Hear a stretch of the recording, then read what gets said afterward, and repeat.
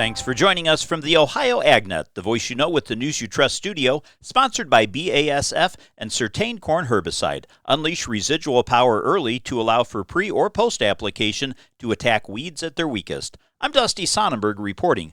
Well, under cloudy skies now, the winds have picked up and the barn thermometer says 35 degrees, but with those winds, it does feel like it's in the upper teens. It's starting to look and feel more like February once again. This quick calendar reminder, next week is Commodity Classic, and farmers from all across the country will be convening in San Antonio, Texas. The Ohio AgNet will be there as well as Ty, myself, and Joe Everett will all be heading down south to bring you the latest from Ohio's growers and what's going on at the trade show. On Thursday, we'll be broadcasting thanks to Cropland, and on Friday, our broadcast brought to you by Meristem Crop Performance. If you have any equipment on your farm running on propane, there may be an opportunity to get some money back. Joe Everett files this report. Ohio farmers have the chance to put some money back in their pocket, up to $10,000 through the Propane Farm Research Program. The program, backed by PERC and promoted by the Ohio Propane Gas Association, helps offset the cost of propane-powered ag equipment. Farmers can receive up to 25% of the purchase price per item,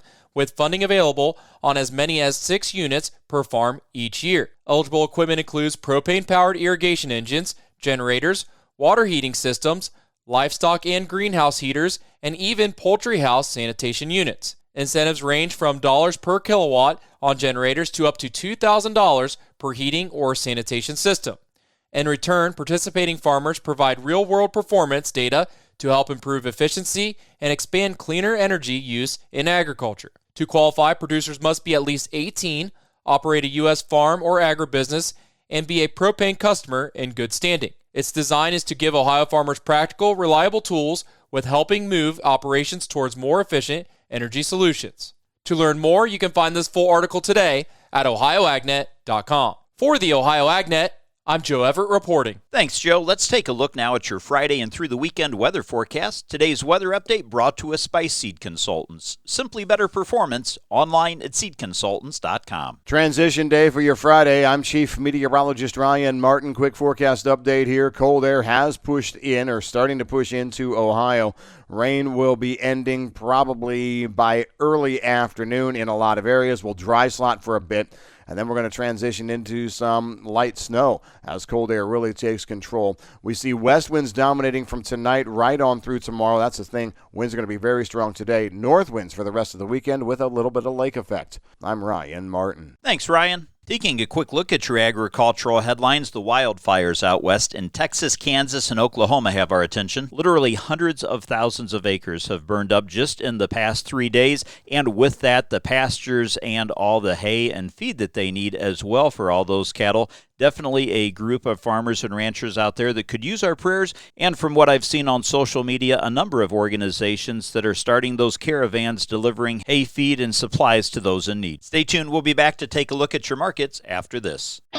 Ohio farmers are excited about the approval of Striax dicamba herbicide for in-crop soybean use. For a limited time, B&B AgVantages in Conover, Ohio, are reopening cash discounts and financing on Asgrow soybeans. This is a fantastic opportunity to return to the proven yield performance of Asgrow soybeans and the strong weed control system of the XtendFlex system. Orders must be placed and paid for by March 13th. Contact B&B AgVantages for details at 937-368-3880. Let's get a look now at what your markets are doing over the midday. Today's midday analysis is brought to you by the Louis Dreyfus Company. Excited to bring a brand new soybean crush facility to Upper Sandusky, Ohio. Learn more about marketing your soybeans with LDC at 574-566-2113. Taking a look at what was impacting the markets as we came out of yesterday's trade. Row crop futures were mixed on Thursday with wheat and soybeans higher while corn futures remained sluggish. Now USDA's early forecast for 2026-27 were mostly as traders anticipated, featuring a switch from corn acres to soybean acres expected to occur this spring. Otherwise, there was very little news Thursday to break the markets out of their weekly trends. Outside markets continued to reflect the increased risks surrounding tensions between the U.S. and Iran, with crude oil futures hitting their highest mark since early August. Let's take a look now at those market numbers. Today's markets brought to us by Seed Consultants. Simply better performance, online at seedconsultants.com. March corn is trading up a penny at $4.26 3/4. May corn up a penny and a half at $4.37 3/4.